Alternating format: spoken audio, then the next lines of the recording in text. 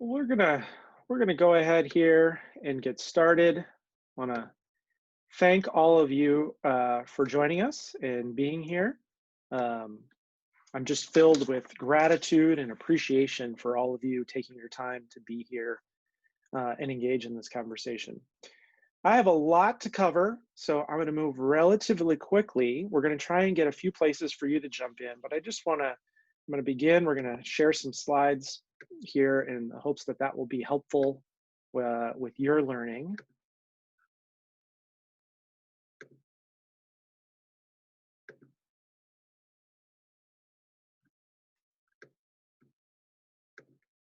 And want to welcome folks. Also want to just skip to the end, not the beginning. So spoiler alert, don't look. There we go. Thanks for joining us. I want to introduce myself. My name's Keith Edwards, and I'm a speaker, consultant, and coach. My pronouns are he, him, his.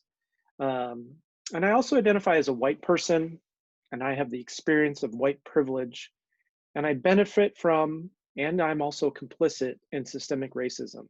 And that's been the case my whole life. I'm going to share more about myself and what some of that maybe means for folks here in a little bit. I also just want to mention we have Dr. Josie Alquist, who is a digital leadership expert, who is joining us today and helping out things behind the scenes, really helping me manage things and take care of this very large group. So I really appreciate that. Not everybody gets to have a digital leadership expert willing and agree to jump in and share and help out behind the scenes managing this very large group. So I really am appreciative of that. A couple of things with this large group. I just want folks to know that we do have, I'm showing currently 367 participants right now. And we'll keep adding more folks from the waiting room as we go. We had 1,200 people who registered for this, and so we might have some more people joining. But just it's a large group, and so we're going to do things a little bit differently than we typically do. I believe we have disabled the chat, so the chat won't be available. I often would find the chat a wonderful place for us to engage and ask questions and share ideas and do all of that. But I think that we've disabled that. It's just going to be a lot, and it's a lot of opportunity for mischief. And frankly, a meeting of this topic and of this kind, sometimes it's a target for people who want to Zoom bomb and say terrible things and see this as an opportunity to do that. So we're going to try really hard to minimize any possibility of that, and Josie is helping me do that. So just want to mention that. That's also why your cameras were off as you came in. So just to minimize any potential harm that might come there, and also any potential distraction along the way. As we do this, I want to begin this webinar by saying some names of some Black folks who have been murdered recently, not just very recently. And I think it's important to ground us and our learning and our experience in the reality of that and the emotion of that. George Floyd, Tony McDade, Ahmaud Arbery, and Breonna Taylor. And these folks aren't the only reasons why we're all gathered here today, but they're a big part of it. And they're a big part of what maybe has motivated and inspired some of us for the first time, and some of us maybe a renewed inspiration. But they are really driving what is gathering us today for this topic at this moment in time. And I want to ground us in that. I also want to ground us in the fact that I am coming to you from Minneapolis, Minnesota. And that's where I'm coming from. This is where I live. And this is a community that right now is really struggling and wrestling in the best sense of the way about what it means to say Black Lives Matter with a history of systemic racism in the city and this community that I'm part of. And not just with the police, but with the school district, with housing, with every aspect of this. George Floyd was murdered here by a white police officer, and 3 others officers watched. Some of those officers were white, and some of them were non-Black people of color. This is not new for this community. Jamar Clark was also murdered. Um, Philando Castile, Philip Quinn, and Justine Damon. Um, what's happening here in Minneapolis feels different from those other situations. Those other situations were tragic, and they were powerful moments for the community here in Minneapolis and the Twin Cities. This does not feel like a moment. It feels like a movement. It really feels living here like this is tangibly different, that real change is going to happen. And frankly, much of the conversation here in Minneapolis has transcended George Floyd and his tragic death to become much more about systems and structures and what we can do and how we can navigate all of that. And it's a reminder that we need to cure the disease, not just treat the symptoms. And how do we really get to the heart of what that is? A part of coming to you from Minneapolis, I want to begin with a land acknowledgement. As I mentioned, I'm coming to you from Minneapolis, Minnesota, which is the original homeland of the Dakota and Ojibwe peoples. And there are centuries of violence, colonialism, and betrayal in the history of Native peoples here in Minnesota. From the 38 Dakota men who were executed on December 26, 1962, to Philip Quinn, who I mentioned previously, a Native man shot by the St. Paul police in 2015. I want to acknowledge the many Native Indigenous folks who are both struggling as well as thriving here in Minnesota. And I want to acknowledge the settler colonialism I benefit from and am complicit with as well. And I think those are important things for us to ground this work that we're in here today. I want to do a welcome to folks who've joined us since we kicked off and got started. Grateful to have you here. I want to begin with a bit of an invitation to have this conversation. I want to acknowledge the need and the desire and the stuckness that many of us are feeling, and that I feel as well. And I think it's powerful to reframe our humility as anti-racist practice. I feel very humble leading this with you today. I am not a perfect ally. I feel stuck too. I don't have all the answers. I wanted to share this with you, not because I am a Jedi who has everything figured out, but because I want to be in the stuckness with you, and maybe we can share and learn from each other as we do this. I mentioned I'm not a perfect ally. In fact, the model that I'm going to share with you is really a tool that I use to help myself become a better ally. I think about it all the time, and where am I getting defensive, and what's that's rooted in? And oftentimes it's my perfectionism.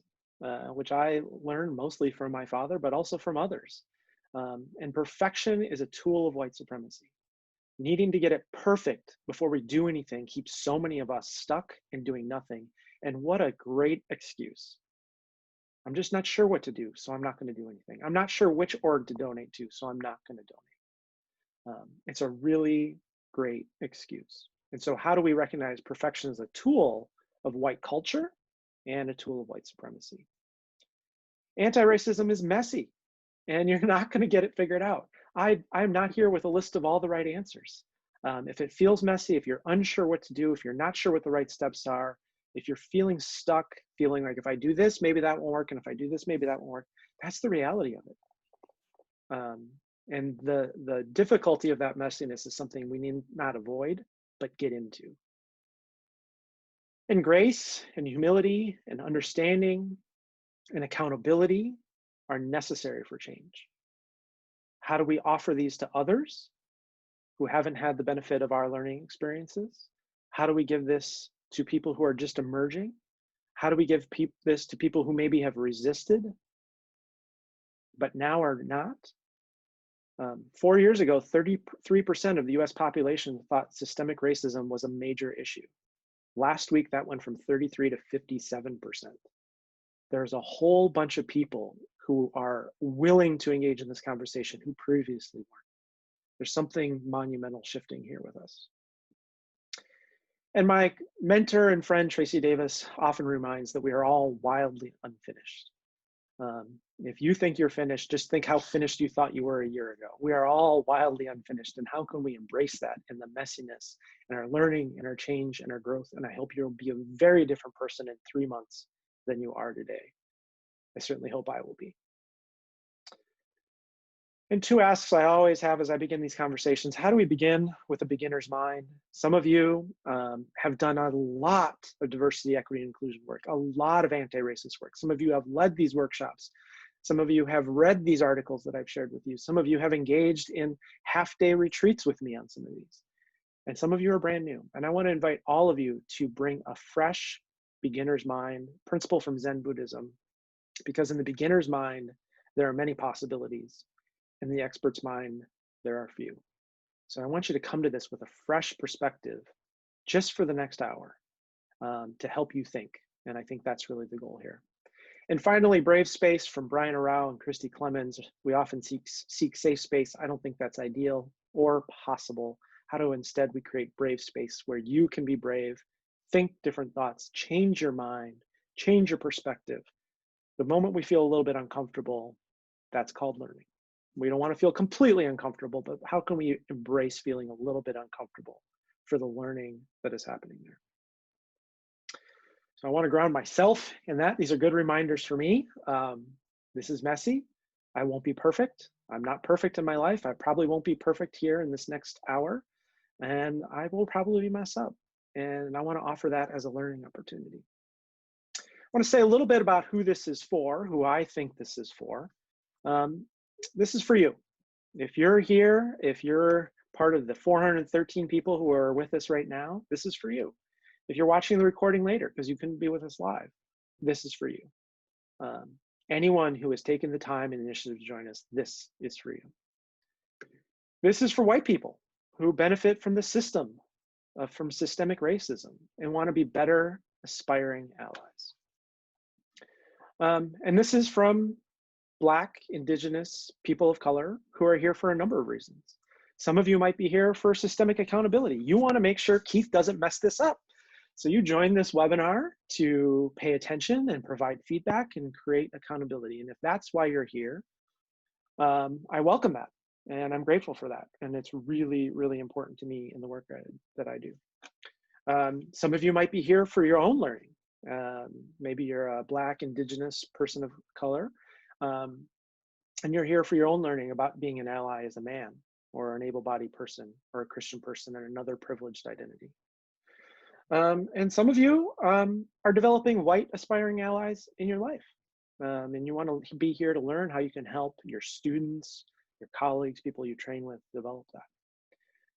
And I want to be clear that I'm focused here in this conversation about how white people can be allies to people of color, particularly Black folks in this moment in time, because we benefit and we get privilege from that. That's not to say white people are the only people who can do this work. That is exactly the opposite. But my focus is on how we can think about how white people engage in anti-racist work today so we can do it better, so we mess up more, so we can contribute in better ways. But many of you who joined shared with me that as non-Black people of color, from lots of different perspectives, that you thought this would be beneficial to you. And if you're a non-Black person of color and you want to learn how you can be a better ally to the Black folks in the struggle for racial justice, I hope this serves you very well. But I want to be clear that I am not here to tell people of color how to respond to racism. That's not my role, and I will refuse to do that. And doing so would be a replication of systems of oppression, power, and privilege. So I just wanted to begin with that. I'm going to do an overview of the webinar. The goal here is to reflect on how we work toward to being better aspiring anti-racist allies so we can be more consistent, effective, and sustainable. We're going to do a little bit here about racism and how it functions. I'll talk a little bit about the aspiring ally identity development model. And then I want to talk about common obstacles and tools, and then leave with some commitments as we go. So racism and how it functions. A couple of things I want to share. A lot of complexity here I'm going to share very briefly. But again, at the end of this, later this afternoon, I will send all of you an email with the recording and tons of resources, books, videos, web links to lots of the things that I've mentioned. So I want to make the most of our time. Racism is systemic. And we say that often, but racism is systemic in that it happens not just between unkind or mean people. It is systemic because it happens at the individual, the institutional, and the cultural societal levels. So it is about me and my racist behavior. It is about institutions of education, and it is about our cultural beliefs as a system. It's in us. It's in all of us. We all didn't miss that day of class because it was every day of class, as my friend Mike DuBose reminds us. It wasn't one day that they taught us racism, it was every day. And so how do we as white people recognize all the messages we've received our whole entire lives, from insidious media, video games, song lyrics, music, but also people who loved us and cared about us, and kindergarten teachers and parents and siblings, and all the messages we get. It's in us. We all have implicit biases. To be human is to have implicit biases. So I would rather you have some implicit biases than not, because that would mean we're in real trouble. But how do we think those messages? And every time I think I have gotten past my implicit biases, all I have to do is drive somewhere. Someone will inevitably irritate me because they're going too slow or too fast, or using their turn signal or not using their turn signal. And I will inevitably get around them, and I'll do that quick little look. And I'm aware in that quick little moment, in less than a second, my brain captures a little bit of information and fills in with all sorts of messages that are my implicit biases, my racist messages that I've learned in my head, my gendered messages, all of that. And so it is within us, and we're all socialized, including me. And I have not escaped that. I have not transcended that, because as soon as we do the unlearning, then we go back out in the world and it teaches us those messages again. From the media that I read today, to the podcast that I'll listen to later, to the conversations that I have. And that's why the unlearning is so critical. I used to think to be smart in this world, I needed to read more books and learn new things. The experience of having small children has taught me the opposite. That to be wise in this world is mostly a process of not learning, but unlearning. Unlearning my internalized racism. Unlearning my hurts and traumas and the baggage that I carry with me as a result of that. So how do we engage in the process of unlearning as we move forward? And having Black, Indigenous, and other people of color in our lives does not absolve us, because we work with folks who are Black, or have Asian people who are good friends, or have a multiracial child, does not absolve us from having those racist messages within us. In fact, it creates a greater responsibility that we unpack them and examine them, so we don't do even more harm to people who are intimate in our life, who we love and we care about deeply. And so that's a lot to navigate. But I just wanted to begin by sharing a bit of that. I want to shift now to a quick overview of this model of aspiring ally identity development. I developed this when I was finishing my doctoral program in the University of Maryland in higher ed, with a concentration in social justice. And it really culminated in a lot of thinking and a lot of learning from a lot of different places. So I want to just mention a little bit about the aspiring ally. I started thinking, why is it that some of us in this case, we're focused on white folks. Why is it that some of us white folks who identify as aspiring allies are effective in working against these systems, and some of us perpetuate those systems, and we're contributing to those systems despite really, really good intentions? And I began by kind of sorting the world into aspiring allies, people with privilege who were doing good work, like I was, and people who were doing bad work, who I was very critical and very indignant and very frustrated with. And then I had these experiences where I was forced to think, have I ever been someone who's had good intentions, but really messed up and really contributed to racism and really contributed to systemic oppression? And the obvious answer was obviously, of course I have. And it really shifted my thinking to shift from why am I good and they're terrible to why am I sometimes better than I am at other times.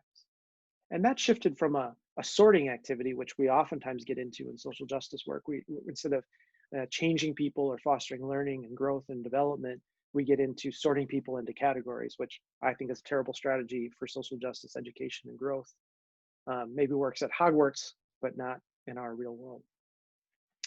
And so I started thinking about, am I one of those good people? And of course I am. And then how can I be more effective, consistent, and sustainable ally for social justice? So shared out lots of resources with folks via the webpage and beforehand. And I just want to mention, if you have these handouts that I sent out, they can be really helpful. I don't want you to read through them now, but if you happen to have this table from the last page of the handouts, it's also in the journal article, there's also a copy of it on the blog post. This might be really useful to have either on your screen or in front of you. This is kind of a nice summary. You can read some of those other things a little bit later. It might just help you think about that. So the aspiring ally identity development is thinking about being an ally in 3 different ways. First is the aspiring ally for self-interest. And this is a shorter version of the table copied from just, the full table is too hard to get on the screen, but we'll come back to this here in a little bit. But the aspiring ally for self-interest is we're really focused on people we love and care about. Our friend John, our brother, our child, our neighbor who is experiencing racism. And these people in our life who we love, who we care about. So if your motivation for speaking up and taking a stand or joining this webinar today is because of an individual, a person whose face you see or a name you can say, that's this aspiring ally for self-interest, people within our circles who we love and care about. And our focus here is about protecting these folks from bad people, protecting them from harm. Maybe we don't want our young biracial son to be the victim of police violence. That would be the aspiring ally for self-interest. We can do a lot of good here. However, problem here is we're focused on protecting that individual rather than addressing systems and structures. And so we might protect our son, but we might not protect other people. And we might not stand up and speak out. And we might say things that contribute to the problem because that person won't be directly impacted. So we can do a lot of good. And this is often a powerful entry point. A personal connection can be a powerful entry point for many of us. The next status is the aspiring ally for altruism. And now we're really focused on helping all people of color, Black folks, Indigenous folks, Asian folks, other people of color, Latinx folks. We really want to address systemic racism because we see how much those folks are harmed. And again, you can do a lot of good in this place. It usually comes from a growing awareness of privilege and systemic racism and how that plays out and the impacts of that. And oftentimes this is where the performativity, so many of you in your questions registering wanted to know about performativity. How do I navigate that? Well, this is the place where it really comes up. Because in this place, for me, what I want to do is I want to do this work for people of color. Because what I really want to do is I want to say to those people of color and other white folks and myself, I'm different. And the easiest way to distinguish myself as the good one, or a good white person, or woke, or gets it, we have all sorts of language for this. The easiest way for me to do that is to demonize, dehumanize, and diminish other white people as a way of distancing myself from them. And when we get feedback in this place, we oftentimes get very defensive. When people of color say, I really enjoyed the webinar, it was really excellent, but I just want to mention one piece of feedback. This part I feel like really reinforced systems racism. We would get defensive and we would push back. I would, because I want to see myself as different than all these other white people who are part of the problem. I want to be the exception to the rule. And what's really difficult is we really distance ourselves from other white people. And we're not open to feedback and we get very defensive. So if you find yourself getting defensive in these conversations, this is a really great place for you to do some work about how do you shift from just doing it for people of color. Because then if we're doing it for people of color and they give us feedback and they don't appreciate it at every step of the way, then we get indignant. Say, well, I'm doing all of this for you and you're not even appreciating it. That's not the point. So how do we move forward to the third status, which is the ally for social justice, where we still care about the other folks who are here. We still care about doing this for people of color because we don't want them to experience systemic racism, but we add in our own enlightened self-interest. This is no longer about our friend or even about us, but it's about how recognizing that a system of racism definitely oppresses people of color, but it also diminishes our life as white people as well. And we can say that white people are diminished by living in a system of racism without saying it's the same, because it's not. How people of color are oppressed and how white people are harmed by living in a system of racism is very different. And I'm not talking about reverse racism or how maybe a person of color is unkind to a white person. I'm talking about how white people are harmed by living in a system of racism against people of color. So, for instance, I live here in Minneapolis, and due to a lot of the violence that was happening, I had to leave the lights on outside the house and inside the house to make sure that things didn't happen to our property. And people in my neighborhood had glass jars full of gasoline set underneath cars and underneath bushes. I don't think any of the protesters working toward racial justice um, were involved in that, but some people were, and I can speculate about their motives. But that's a price I pay from living in a racist system that had none of this racism and systemic racism happen. My children go to a school with lots of Black and brown folks, but the equity gains is dramatically different.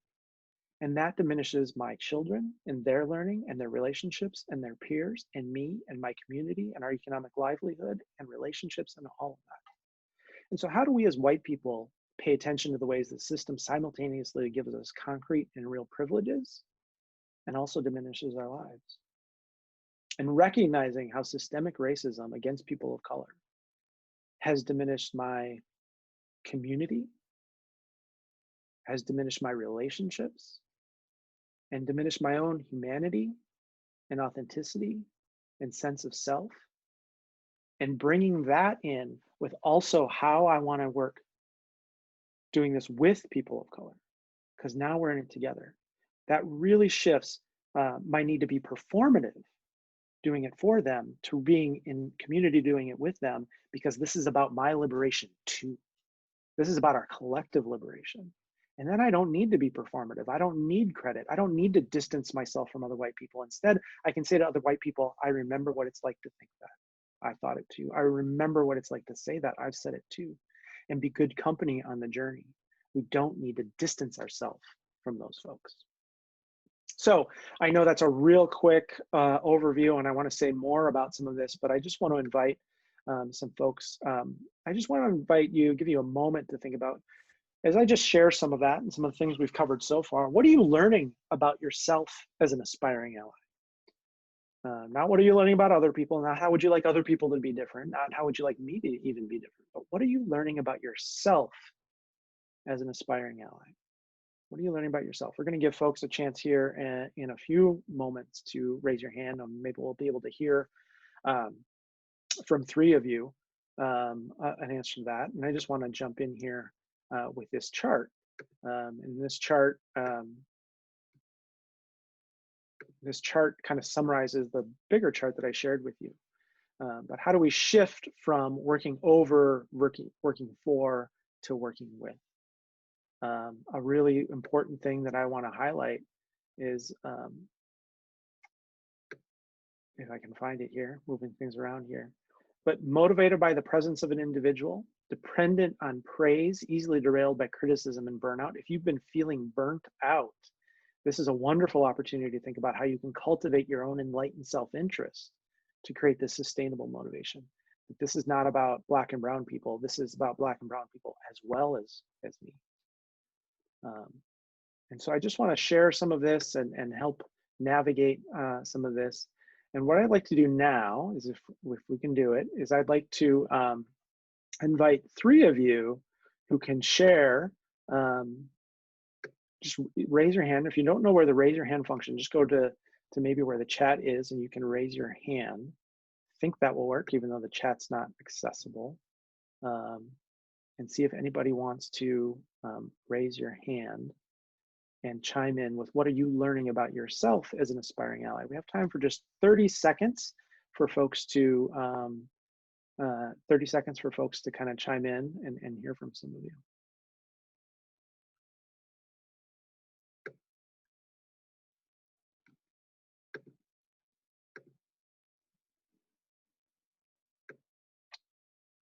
I'm not seeing anyone raising their hand, which either means you're a very quiet and polite group, or maybe you don't have an opportunity to raise your hand without the chat.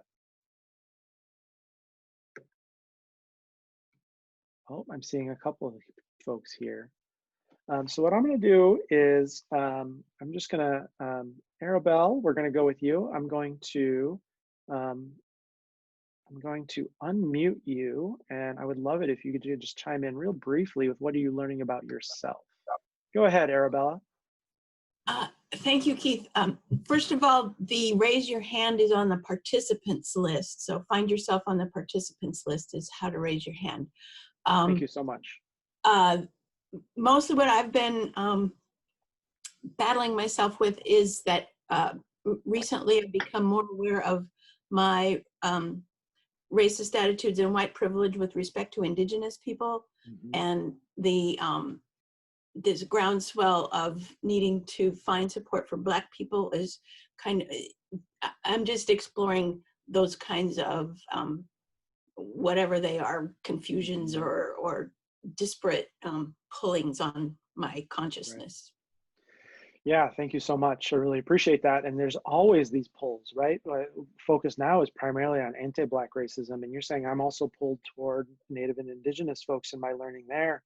And then there's also a whole Asian diaspora to learn about and unpacking your racism there and how that shows up. But then there's also gender and ability and religion. There's no shortage of learning. No one has this completely figured out. No one is woke. I'm so not interested in people proving that they're woke.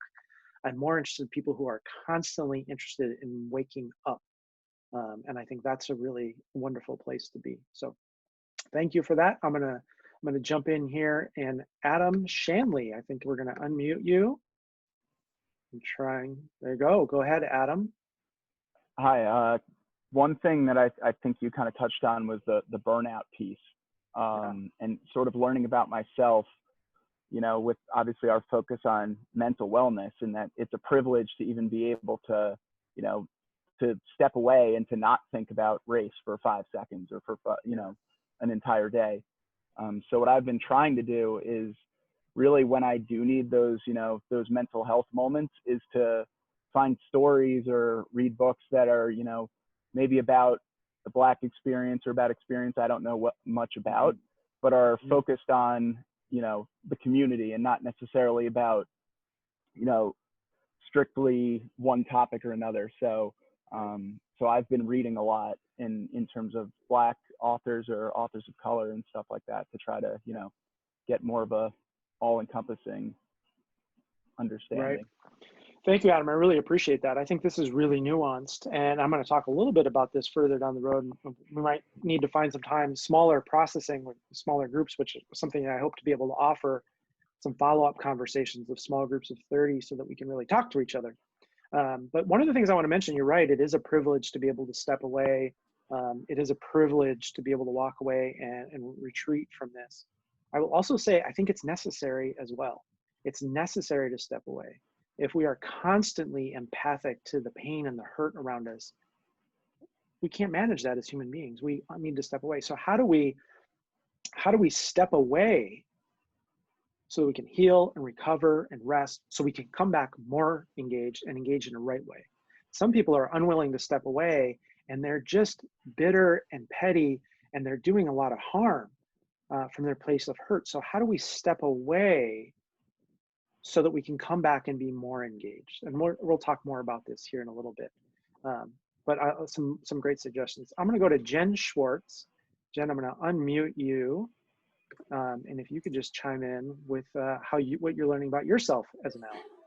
So I always thought of myself as this ally for social justice type of person, but I find the pull between the like home me and the work me, because at work you have to do top down type of things where you need to make sure at being an ally, you're also saving the face of your business. Yeah, thank you. I think that's powerful. And I think often many of us feel the tensions that we're different allies in different places.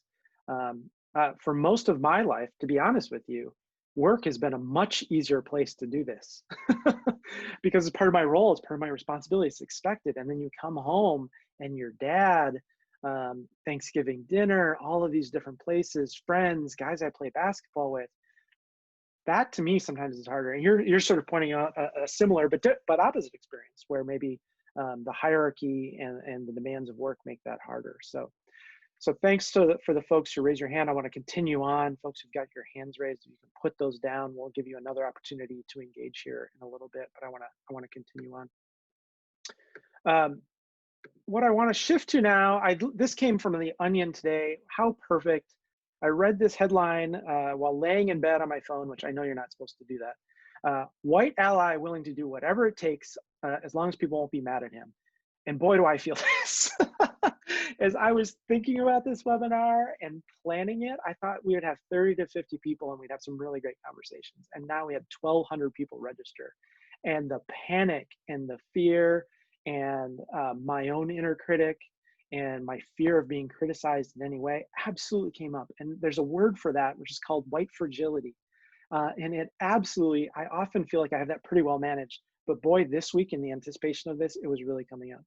And our fears of making anyone upset really gets in our way.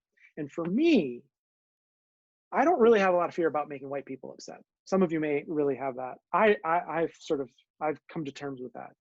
My fear is upsetting Black, Indigenous, and other people of color, and being criticized by the people who I perceive get it, understand it. That's really, really hard for me. But as we'll talk about here in a little bit, that's impossible. That's impossible to ignore. That if your goal is that no one will be upset with you, then the only way to do that is to do nothing, and that doesn't serve us either. Okay, so I just want to jump in and just say that this is a little bit of humor, and humor is helpful. And boy, the Onion is spot on in some of its truth telling in these ways. I want to share some obstacles that have come up, and I think just want to invite you just to really deeply reflect if any of these feel like obstacles for you. These are certainly obstacles I've experienced, particularly in the past 2 weeks, 2.5 weeks. The first one is the obstacle of anger. And I think anger is a wonderful tool for justice and a wonderful obstacle for justice. And sometimes my anger shows up as self-righteous and destructive, and I want to avoid that anger. But anger can also show up as what Buddhist monk Thich Nhat Hanh calls fierce compassion. How can my anger at injustice show up as fierce compassion for my community? How can my anger at the person who yells something racist to someone at the grocery store show up as fierce compassion for that person who said that and the person who is triggered by it? Paul Kivel talks about anger can being an energizing and sustainable motivation. It can really help us show up and be our best selves. So how do we do that? How do we navigate that? How do we do our own work so that the anger is authentic and it builds trust? And when we mess up and people are angry with us and they may yell at us or scold us or hold us accountable, I just want folks to remember, people of color don't yell at all the white people in their life who are racist to them because they don't have the time. But if I've messed up and I get anger and frustration and emotions, that's actually a tremendous compliment. It means that person of color had a different expectation of me and I have let them down, and it's a compliment. And to show up with their full, authentic anger and frustration and share that with me and let me behind that curtain is quite a gift, and can be a gift toward my learning, toward my liberation, and toward our collective liberation. So how do we navigate anger not as a destructive or self-righteousness, but as a fierce compassion and energizing and sustainable motivation? How do we navigate perfectionism and the need to get it just right and never mess up and have all the answers and have it all? Sometimes I feel like I need to have a whole blog post of explanation before I jump in and do anything, and that just gets in my way. And perfectionism comes really from white culture and cultures of white supremacy. And in the resources I'll share where you can learn more about that. But we really have to get past it. Otherwise, it's just an excuse not to show up, or to show up in the safest and most minimal ways, which doesn't lead toward more justice. And performativity. So many of you mentioned, I want to do these things, but how do I avoid doing it in a performative way? And I just want to say, there's nothing that you can do to be anti-racist that you couldn't do in a performative way. It's not about this is performative and this thing isn't. It's about how you do it. It's about the energy you take into it. It's about the mindset you have. So do I have a Black Lives Matter sign in front of my house because I want it to be performative, or because it's a principled stand I want to take and I want to communicate to the rest of my community? One of the commitments I've made is any speaking fees that I do around this topic for the rest of the year, all of that is going to be donated to orgs for racial justice. Do I do that because I want to get credit, or because that's a meaningful contribution that I want to make with my resources and my work? So it's not about the thing that you do, it's about how you do it and how you show up. Are you posting that article on Facebook because you really think it will help other people?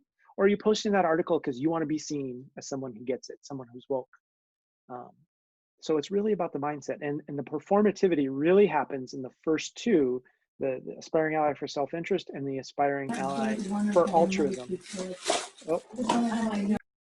The aspiring ally for altruism. And so how do we then, that performativity is about how do you cultivate your own enlightened self-interest, and how the system of oppression is also ruining your life in addition to giving you privilege. And a fear of critique, as the Onion article pointed to, this fear of critique. If I say this, will some people critique me? If I say this, will someone unfriend me? If I say this, will someone blast me in the comments? If I say this, will someone not like it? And boy, that'll keep you stuck. As my coach would say, that'll run your life. And I don't want fear of critique to run my life, which is part of why I'm doing this today and why I'm doing it in the way that I'm doing it today. And also fear of my own racism. Do I want to lead this activity? Do I want to lead this webinar and maybe my own racism will show up? Absolutely, that's a total possibility. But if that fear of my own racism keeps me from trying to do some good in the world, then my racism contributes to racism, right? So how do we navigate that? How do we speak up even though it might reveal our own internalized racism, which we've done a really good job of hiding? And how do we avoid binary thinking? And I think this is really, really important. So many of your questions got to this. White culture loves binary either or thinking. And bell hooks reminds us that binary thinking is dominator culture. So a couple of things that I've been caught in the either or thinking. I hear in my head and in many places, folks saying we should center Black and brown voices. Or it is long past time for white people to speak up and be visible in movements for racial justice. Both of those are true. Not one or the other, both of those are true. Another binary either or problem. We should follow the lead of people of color, which is true. Or we might also say racism is not a people of color problem, it's a white people problem and white people should fix it. And that is also true. It's not either or, both of those things are true. We should reach out to Black, Indigenous people of color to be inclusive. Invite them to be part of the team, or we shouldn't be tokenizing. And both of those are true. You should check on your Black friends to make sure that they're okay. And we also hear messages saying, don't demand Black folks to expend emotional labor to tend to your own guilt by checking in. And all of those things are true. Not one of them or the other, but all of them. And so how do we take all these obstacles and go in there? I think I'm going to try one thing. I want to launch this poll, and I'd love it if folks could just chime in with which of these is really getting in your own way. If you can just vote on this real quickly, which of these obstacles is getting in your way? Which one do you really connect with? So just mention that really showing up for you. Love seeing this perfectionism and fear of critique. Oh yeah. So many of your questions heading in was about performativity. And so I'm really seeing something different here about your perfectionism and your fear of critique. And boy, aren't those intertwined. Go to Brene Brown's work on perfectionism. Go to her TED Talks. Go to Black folks. There's so much good stuff out there on letting go of perfectionism and being in the mess. Wonderful. I want to come back to this here, but I also want to I want to invite you to think. We're not going to have time to really get in this, but what's getting in your own way? And some of you just pointed to that. I also want to share some tools. And so I want to not just talk about how hard this is, but ways you can do this. First tool I want to share is hope. Hope is powerful, and sometimes hope gets a bad reputation. Sometimes hope is sort of frivolous or superficial or Pollyanna or pretending everything's great when the world feels like it's burning down around us. I love Shane Lopez's definition of hope, which is hope is the belief that the future will be better than the present, along with the belief that you have the power to make it so. Not that you have the power to solve all the world's problems and fix everything, but you have a contribution to make toward making it a better place. And that belief is really important. Some of us feel like we're overly optimistic, and that would be a mistake, because if we're overly optimistic, then we just say, well, things will get better, and we don't engage. But some of us are cynical and fatalistic and say the whole thing is just going to hell, and then it's an excuse not to engage. We have to have hope that the world can be better, and we can do something to make it so. And mindfulness, as I think Adam suggested, taking a step back can really feel like a privilege and self-indulgent. And I loved Adam's suggestions of how he steps back to continue to engage as privilege. But how do we take a step back so we can do this? And the notion from Buddhism is called engaged Buddhism. We don't meditate to escape the realities of the world. We meditate to get grounded and centered so that we can better engage with the realities of the world. That engaged Buddhism idea is the notion behind Bell Hooks's engaged pedagogy.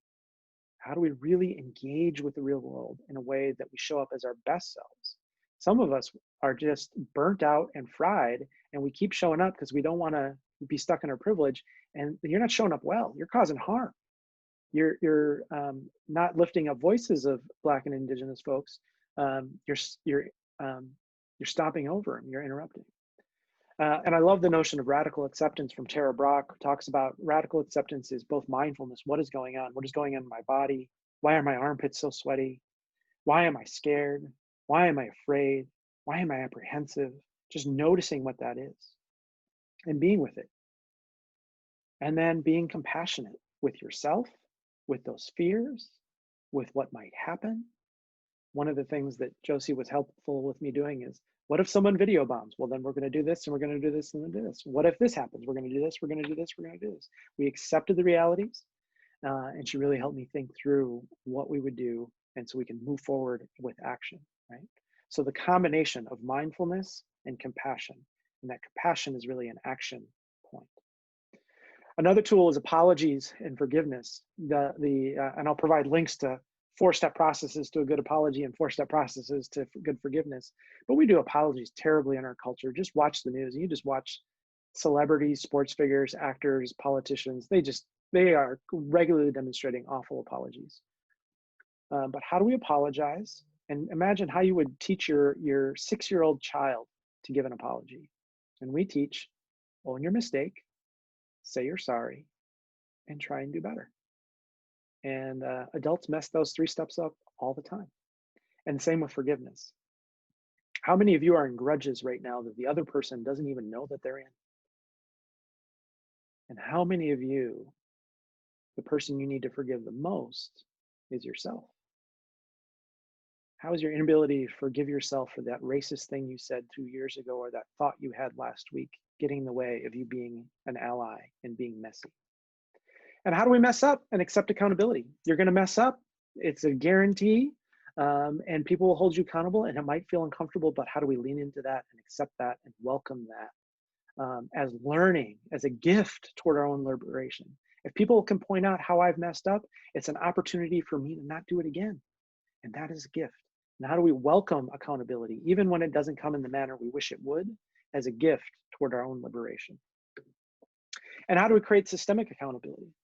A fabulous ally among allies, Paul Kivel, once asked me, Keith, how are you holding yourself systemically accountable to those you aspire to be an ally to, without placing the responsibility and the work of your accountability on them? I said, I have no idea. And I thought about it for a week.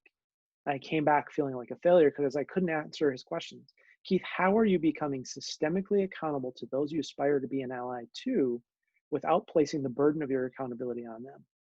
And I finally just gave up and confessed I had no idea how to do that. I thought it was a brilliant question. And Paul Kivel said, yeah, I don't know how to do it either, but I'm wrestling with it every single day. And I think the wrestling with that question leads us to lots of good places and much better allyship. So I want to launch another poll if I can. Let's see if I can get to poll 2 here.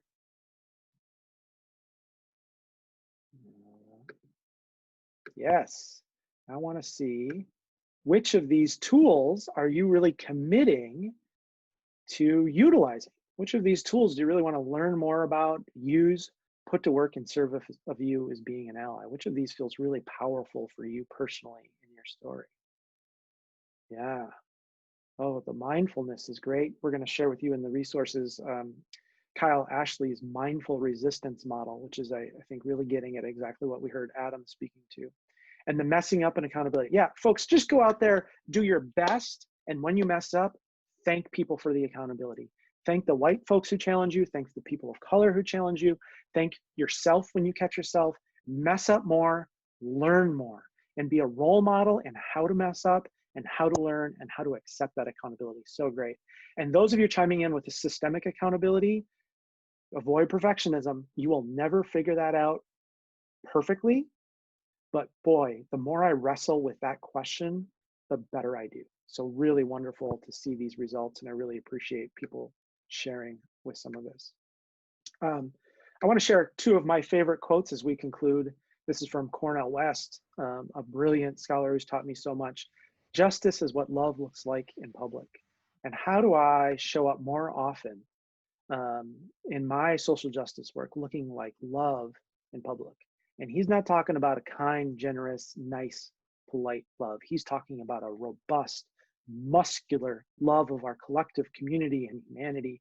How do we show up and hold each other accountable because we can be more than this? How do we do that? And then here, if you have come here to help me, you're wasting your time. But if you have come because your liberation is bound up with mine, then let us work together. And this is a quote I end up with often my talks on sexual violence with this quote.